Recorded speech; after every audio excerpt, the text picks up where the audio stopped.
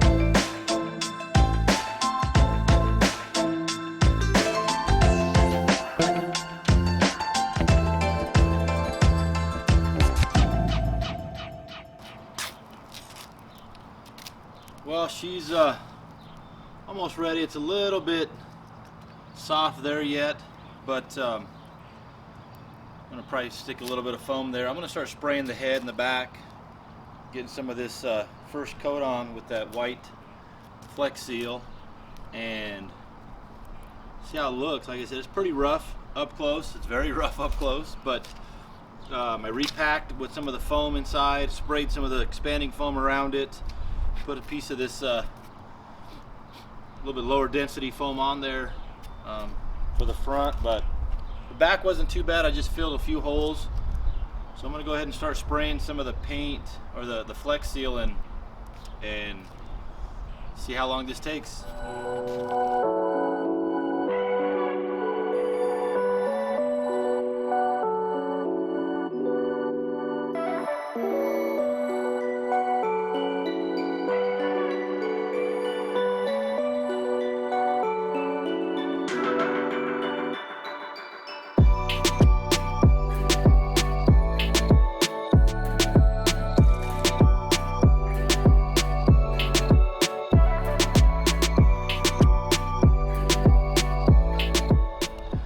Well, ran out of that can of Flex Seal. Kind of gave it a one coat over on this side, a little bit on the back side, and a little wet on the foam here, but you know, overall got the core repacked a little bit. It's a little bit more even of a color, so once I throw it out there at distance, I'm sure it'll be okay. I may decide to put another coat of Flex Seal over the top of the whole thing, just depending on how it turns out, but gonna let it dry and put some arrows in it tomorrow.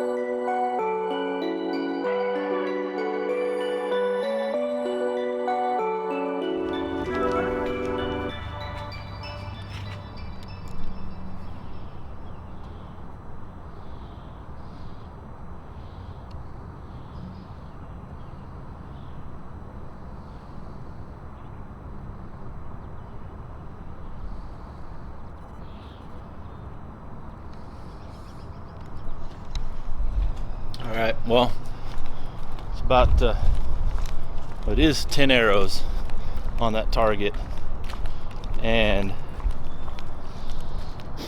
just want to let everybody know, first things first, I did use another half can of the Flex Seal.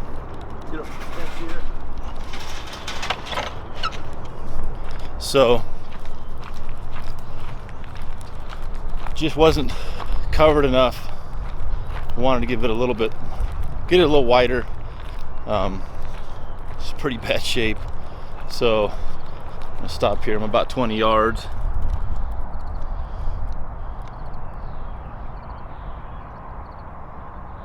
It was really bright there. You might not be able to see it too well, but you know, from here,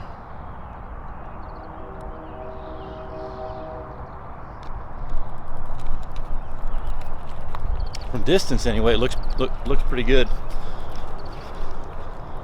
Put a few arrows down there, and I'm remembering what my tendency was when I used to shoot this target a lot in competition.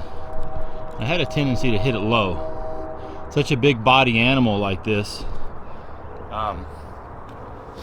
you know, I usually take and cut the body into thirds and try to hold there, which is pretty close, but I mean, I'm good with these. It's a little bit low here. And Ceros are still burying about halfway into the target, but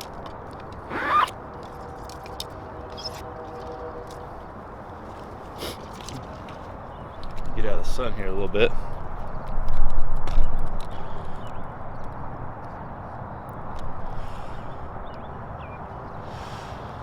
Camera adjusted. So pretty happy with that overall. Like I said, roughly call it 25, 30 bucks, 25 bucks, I don't know, worth of repair. Overall, it took me about 25 minutes or so, 30 minutes, 5 minutes here, 10 minutes there. So old target, gonna get some good use out of it and proper for the application for this year. So I'm gonna keep plugging. Like I said, right now that it's holding arrows well, especially from distance. I can see a slight change in color where I put some of the spray foam, but at the same token, body size and aiming off the back leg and stuff, I'm pretty happy with it. So I'm gonna keep plugging. You know, one more thing that I want to mention about fixing targets. You know, if you're going to be fixing a bunch of targets, it probably would be cheaper to buy some of the manufacturer's recommended mix, right? Like I said, I've bought some years ago. You mix them a 2-part and you kind of spread it in there and it expands and it sticks to it. In this case, I've still got my tendency of hitting low. Shot another round and said I'm still hitting low. The only change, if I was going to want to use this target for a long, and again, it was so old I didn't want to put a lot of money into it, but I may have tried to retrofit a newer core, cut this one out, shove a new core in there, and then foam around it, get it to stick, paint it. Probably would be a better long-term fix, but short-term, again, like I said, on about $25 worth of expense into this thing, happy with it. So anyway, target repair project done, and we're going to continue with Mtn Goat prep.